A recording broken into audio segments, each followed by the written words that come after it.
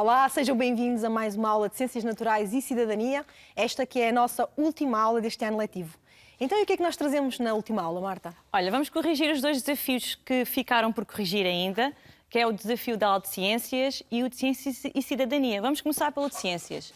Então, o de Ciências propunha para vocês fazerem então um esquema que representava a fotossíntese.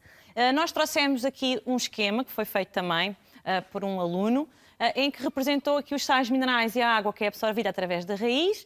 É necessário a energia luminosa, dióxido de carbono e depois há a produção então da glicose, que é distribuída por toda a planta, e a produção também de oxigênio. Portanto, este esquema que ficou, tenho a certeza que vocês também representaram, com certeza com sucesso, este desafio. O desafio seguinte, que era da aula de Ciências e Cidadania, propunha que vocês identificassem animais e plantas característicos de região. Como estamos a falar do país inteiro, obviamente que têm outros diferentes dos nossos. Nós arranjámos dois bastante diferentes, um do Parque Natural da Arrábida e outro de Laurisilva da Madeira. A fauna, obviamente vocês já sabem que diz respeito aos animais.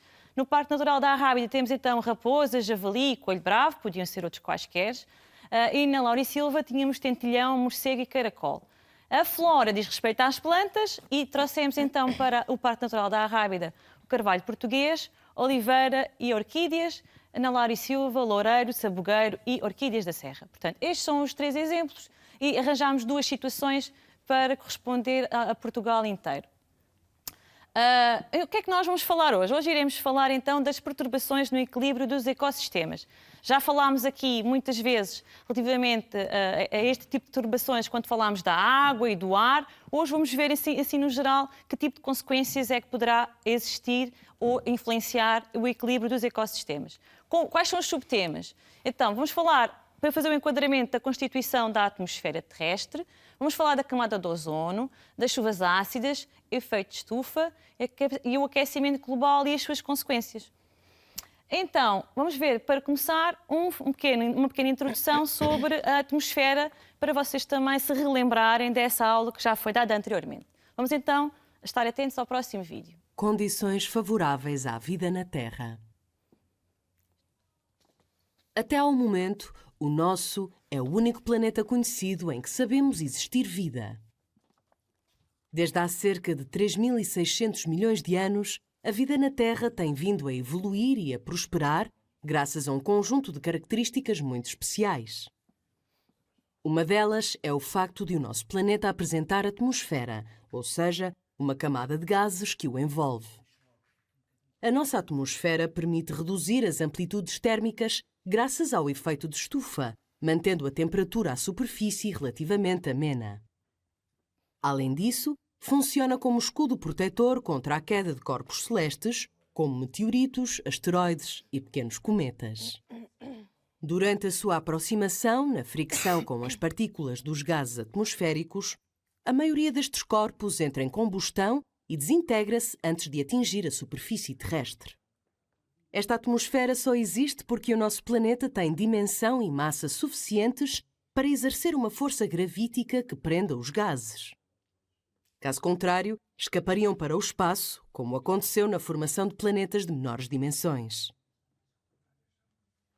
Então, com este vídeo, nós conseguimos perceber qual é a importância da atmosfera para os seres vivos e qual é a importância. É essencial, é fundamental. Portanto, não haveria vida se não existisse a atmosfera. Vamos então recordar aqui um bocadinho aquilo que já vimos na aula sobre o ar, que é a constituição da atmosfera. Primeiro, o que é a atmosfera? É então a camada gasosa que envolve o planeta Terra e é constituída por um conjunto de várias camadas sobrepostas e que envolvem o planeta Terra e que estão ali representadas naquela imagem do lado direito. Então, assim um pouquinho, resumidamente, cada uma das camadas. Começamos então com a troposfera, que é a camada mais superficial, que vai desde a superfície da Terra até cerca de 15 km de altitude. É nesta camada que se encontra a maior parte do ar existente e por isso também é nesta camada que existem os seres vivos. É também nesta camada que se formam todos os fenómenos do clima, como o vento, a chuva, as nuvens, etc. Depois, a camada seguinte, temos a estratosfera. A estratosfera vai desde cerca dos 15 km até aos 50 de altitude e é nesta camada que se concentra a maior quantidade, uma maior concentração de ozono. A seguir temos a mesosfera. A mesosfera vai desde os 50 km até cerca dos 85 km de altitude e é nesta camada que os meteoroides que se aproximam da Terra acabam por se fragmentar, acabando por não atingir a superfície da Terra. E depois temos a camada mais externa da atmosfera, que é a termosfera, que vai desde os cerca de 85 km até aos 500 km de altitude. Porquê é que estamos a mostrar isto? Porque vamos então falar um pouco sobre o ozono e é para contextualizar onde é que fica o ozono. Então, podemos dizer que o ozono, a grande percentagem do ozono que existe na atmosfera encontra-se na estratosfera, que fica entre os cerca de 15 a 50 km de altitude. A camada do ozono corresponde então ao local onde o ozono apresenta uma maior concentração, sendo que o ozono é um gás que se forma a partir do oxigênio atmosférico. Então está ali representada, vocês veem ali então na imagem, parece assim uma película assim esbranquiçada, que representa a camada do ozono. A camada do ozono é muito importante porque absorve parte da radiação solar ultravioleta, funcionando quase como um filtro para estas radiações ultravioletas que são prejudiciais ao ser humano e aos seres vivos no geral. Vamos então agora ver mais um vídeo sobre a camada do ozono, o que é e qual é a sua importância. Fica então atento ao vídeo. A camada de ozono é uma zona da atmosfera entre os 20 e os 30 km de altitude e que nos protege dos raios solares nocivos, os raios ultravioleta. Os CFC, os clorofluorcarbonetos, presentes em sistemas de refrigeração, extintores e sprays, quando libertados para a atmosfera, provocam a diminuição dessa camada. Essa diminuição faz com que os raios ultravioleta consigam passar através da camada de ozono, danificando plantas e colheitas e provocando doenças nos seres humanos, como o cancro de pele e as cataratas. Então, com este pequeno vídeo, conseguiram perceber que a camada de ozono é fundamental para impedir que a radiação ultravioleta entre na nossa atmosfera. Portanto, retém cerca de 95%. Eu sei que ouviram ali falar de conceitos, os clorofluorcarbonetos, uma palavra assim muito grande. Estes conceitos vocês vão trabalhar no terceiro ciclo de uma forma mais aprofundada. Hoje vamos falar de uma forma assim mais superficial. Repararam então que estes clorofluorcarbonetos são então responsáveis, ou foram responsáveis pela destruição de parte da camada do ozono. Como e porquê?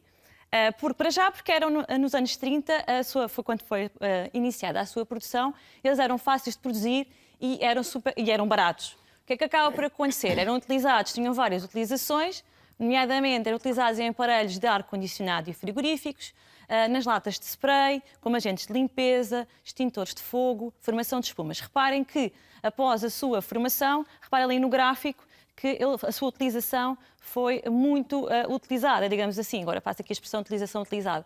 Portanto, foi sempre muito utilizado este tipo de produtos porque eram baratos de produzir e muito utilizados. O que é que acontece? Acontece que a sua utilização foi, em 1974, dois cientistas descobriram então que a sua utilização prejudicava a camada do ozono.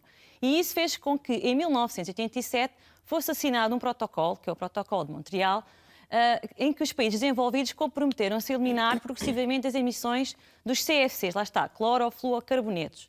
E reparem que após essa assinatura houve uma descida da sua utilização, praticamente a sua eliminação até ali 2005. Porquê é que a camada do ozono ainda continua a ficar, digamos assim, destruída? Entre aspas, porque este cloro fica na atmosfera durante muitos anos e isso então prejudica a camada do ozono. Consequências do uso dos clorofluorcarbonetos se não tivesse sido assinado este protocolo. Como eu estava há pouco a dizer, as moléculas vão perdurar na atmosfera durante dezenas, centenas de anos. Cada átomo de cloro vai destruir milhares de moléculas do ozono. O processo de destruição da camada do ozono é mais rápido do que o seu processo de formação, daí a diminuição da concentração do ozono e, consequentemente, o chamado buraco da camada do ozono. Digamos que este protocolo de Montreal foi aquele que mais sucesso poderíamos dizer que obteve, porque após essa assinatura a utilização praticamente se extinguiu e já não se usa hoje em dia.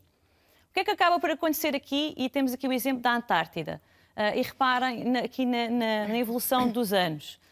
Desde 1979 até 2006, nós depois colocámos ali uma imagem de 2019, a concentração do ozônio estratosférico sobre a Antártida começou a diminuir consideravelmente. Essa diminuição é maior sobre a Antártida, daí ouvirmos falar do buraco de camada de ozono. Mais uma vez refiro que estes conceitos vocês irão trabalhá-los no terceiro ciclo, com mais pormenor, com mais rigor, e daí, agora é só para terem uma ideia do que é o buraco de camada de ozono e a importância da camada de ozono.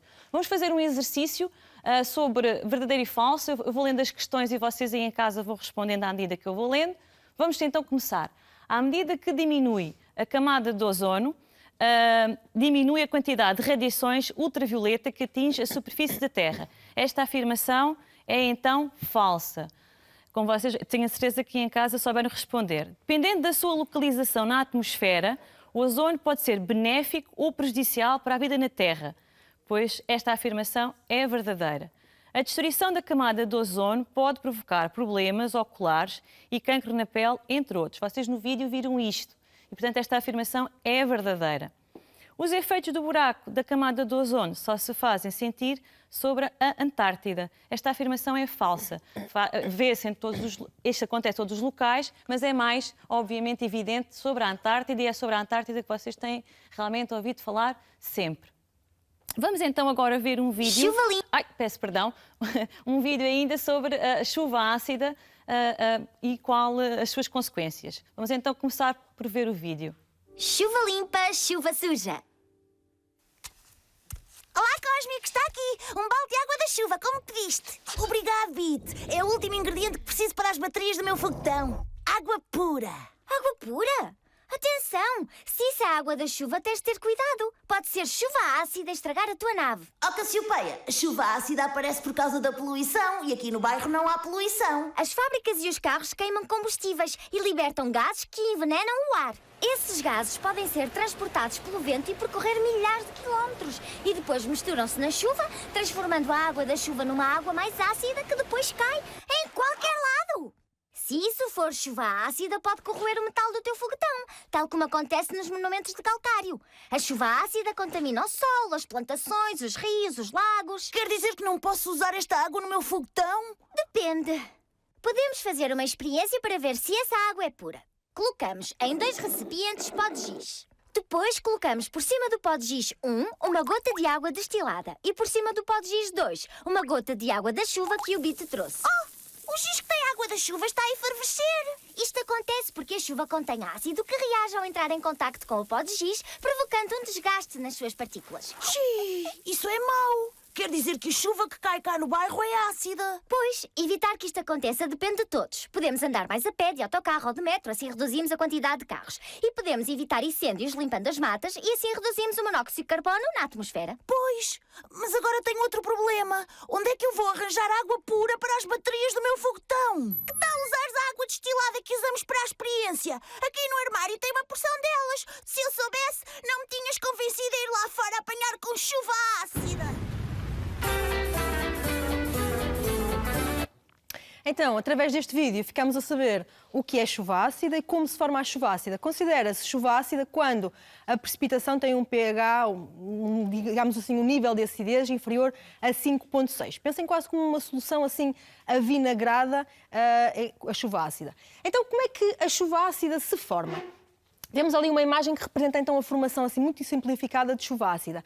A queima de carvão e de petróleo, sobretudo pela indústria e pelo tráfego automóvel, pelos transportes, liberta na atmosfera gases poluentes. Estes gases poluentes são, por exemplo, o monóxido de azoto e o dióxido de enxofre. Estes gases, quando chegam à atmosfera, misturam-se, reagem com a água, com o vapor de água que está na atmosfera, dissolvem-se com essa água e formam compostos ácidos, formando assim a chuva ácida. A chuva ácida é então chuva que está misturada com ácido nítrico e ácido sulfúrico, tornando então a água que cai, digamos assim, a chuva acidificada. Que consequências é que as chuvas ácidas têm? As chuvas ácidas têm várias consequências, tanto a nível dos seres vivos como a nível de monumentos, por exemplo. Então, as chuvas ácidas provocam a deterioração dos monumentos, devido à dissolução das rochas que esses monumentos são constituídos, nomeadamente se forem feitos de calcário ou mármore, a destruição de vastas áreas florestais, as plantas são destruídas, principalmente as folhas, e devido à destruição do solo. Há a acidez dos lagos, que diminui a diversidade de peixes, portanto, os peixes ficam afetados principalmente pela falta de alimento e têm problemas na reprodução e na respiração. E depois ainda o rompimento da superfície cerosa das folhas. As folhas, ao perder a sua superfície cerosa, ficam, digamos assim, desprotegidas e ficam mais vulneráveis a insetos, ao gelo e etc. Marta, áreas mais afetadas pelas chuvas ácidas? Então podemos ver que as áreas afetadas pelas chuvas ácidas são áreas com intensa atividade industrial e circulação automóvel, nomeadamente Estados Unidos e Canadá, Colômbia, Venezuela, Alemanha, Polónia, República Checa, Noruega, Suécia e Finlândia, aqui na Europa, e depois temos a Índia e a China. Portanto, depois desta explicação, vamos então fazer aqui um exercício sobre as chuvas ácidas, mais uma vez classificar as afirmações como verdadeiras ou falsas. Portanto, uma chuva é considerada ácida quando se precipitam substâncias como o ácido nítrico e o ácido sulfúrico. Portanto, esta afirmação é verdadeira.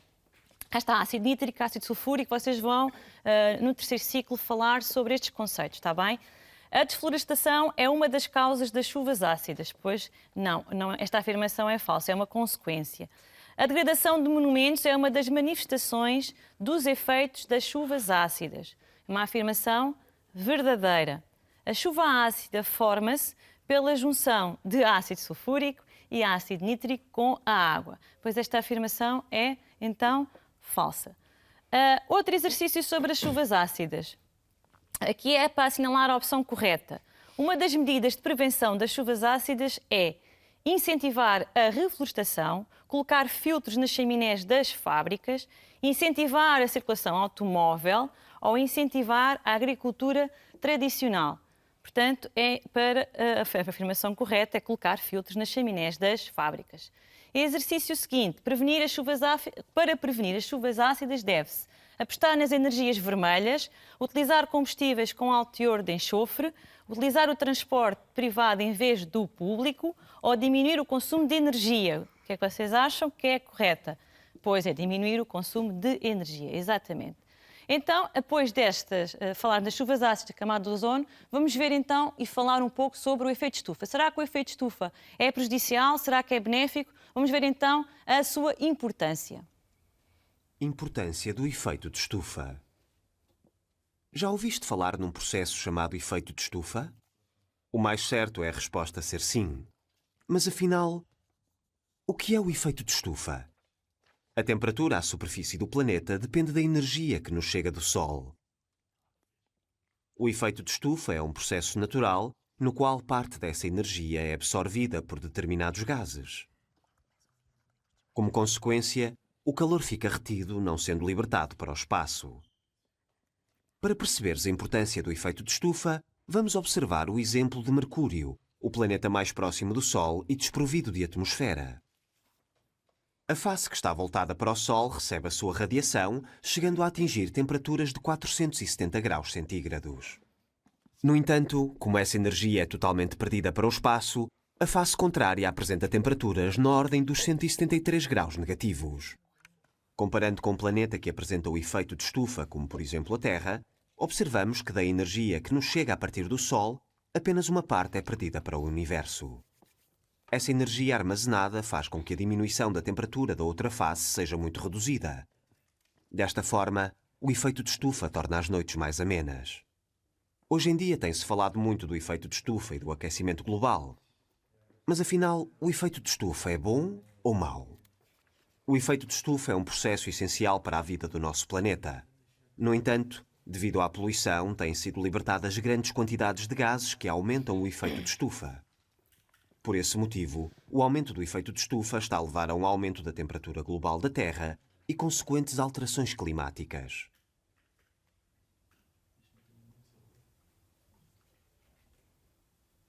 Resumindo, a temperatura à superfície dos planetas depende da energia proveniente do Sol.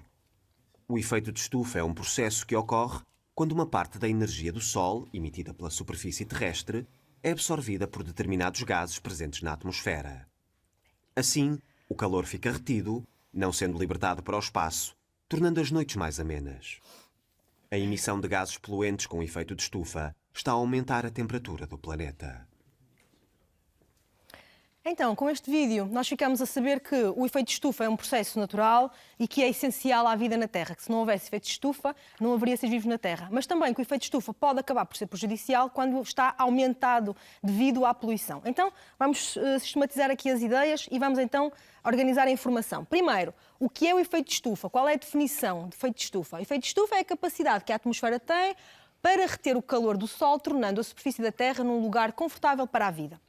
Então, quando o efeito de estufa é um efeito, digamos assim, natural, ele é essencial à vida na Terra porque mantém uma temperatura amena à superfície da Terra, mantém também as noites mais amenas, menos frias e, portanto, faz com que seja possível vivermos no nosso planeta. Aqui do lado esquerdo nós vemos então uma imagem que representa como é que funciona o efeito de estufa, com os raios que vêm do Sol e depois ficam, digamos, aprisionados, retidos pelos gases da atmosfera.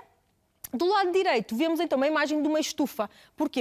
Este nome, efeito de estufa, não foi dado ao calhas, digamos assim, vem então por comparação com aquilo que acontece numa estufa.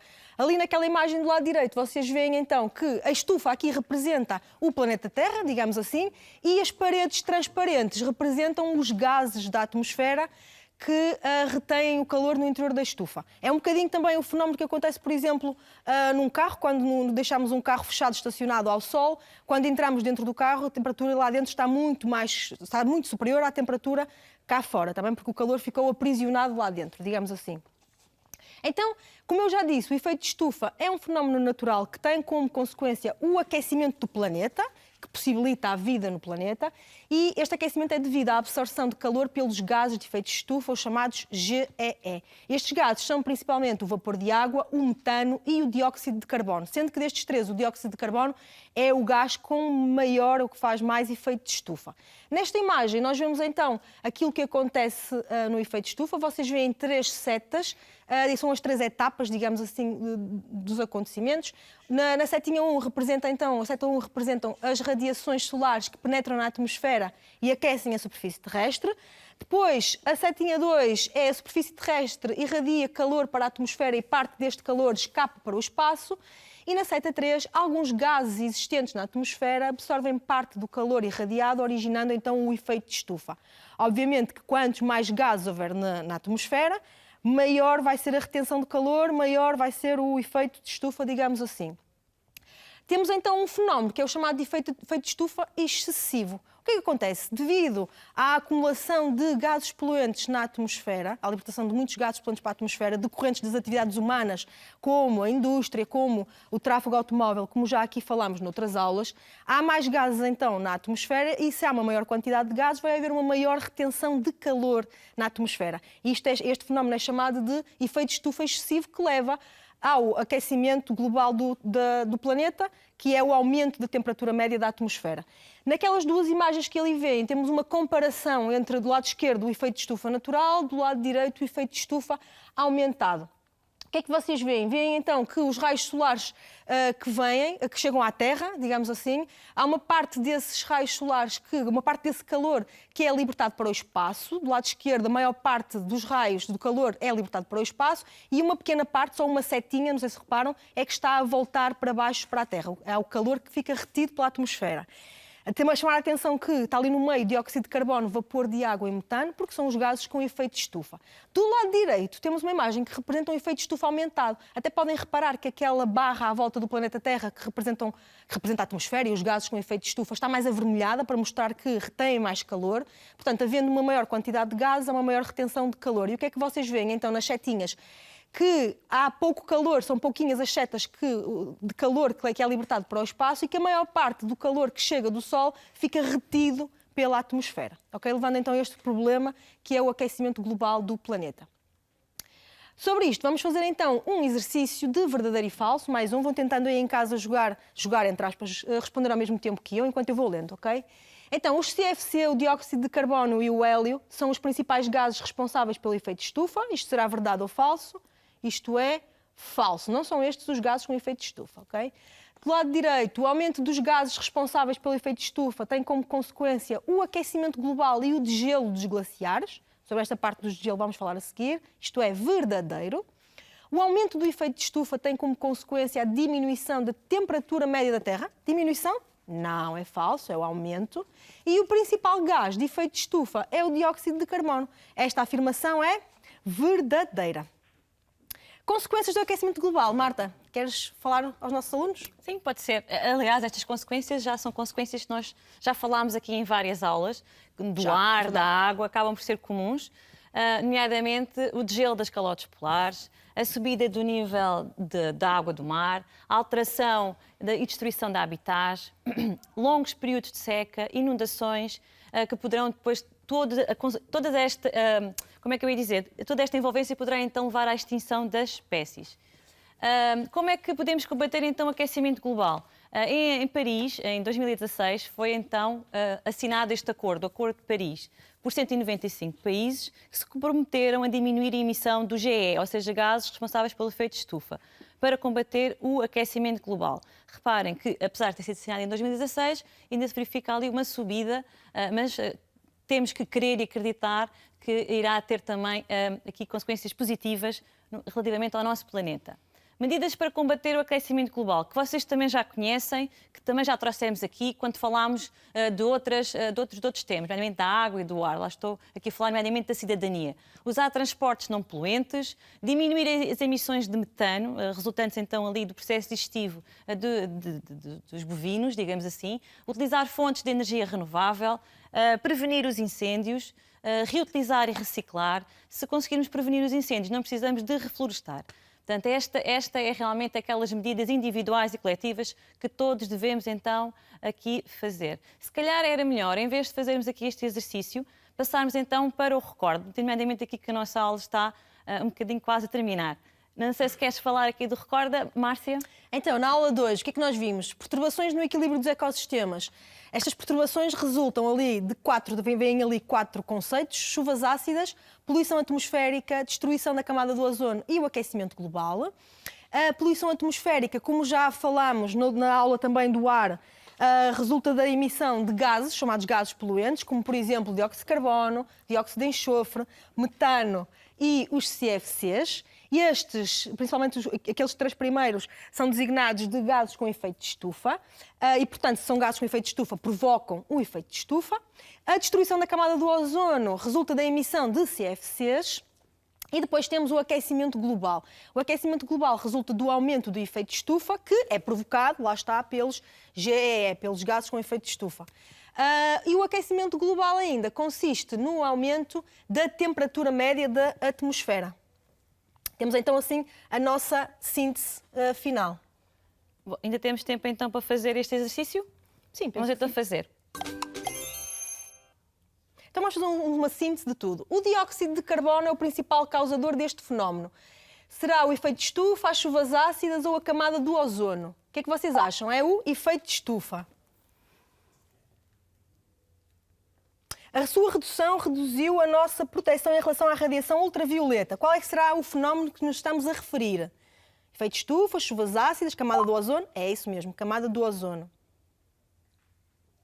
A proibição do uso de aerossóis com CFCs contribuiu para a diminuição deste problema. Qual problema é que nos estamos a referir? Efeito de estufa, chuvas ácidas, camada do ozono, é isso mesmo. Resulta da retenção da radiação infravermelha no planeta. Qual será o fenómeno que nos estamos a referir aqui? O que é que vocês acham aí em casa? É o efeito de estufa, exatamente. É provocado pela emissão de gases como o dióxido de enxofre e os óxidos de nitrogênio. Qual será o fenómeno que estamos aqui a referir-nos? É as chuvas ácidas. É responsável pelo aumento do nível médio das águas do mar. Qual será? É o efeito de estufa, isso mesmo. Contribui para a destruição de monumentos. Chuvas ácidas. Exatamente. E vamos parar por aqui. Desafio, Marta. Então, o desafio que nós vamos deixar hoje é para aproveitarem as férias. Não é um desafio que tenham que fazer obrigatoriamente, mas para passear, para aproveitarem e passearem sobre uma área protegida perto da vossa casa, tirarem um registro fotográfico ou então escrito dos animais, da flora e da fauna que encontram. Aproveitamos também para despedirmos. Espero que tenham gostado de estar connosco durante estas aulas todas. Desejo umas boas férias. Quero mandar um beijinho a todos e espero que tenham gostado. Até à próxima. Até breve. Boas férias.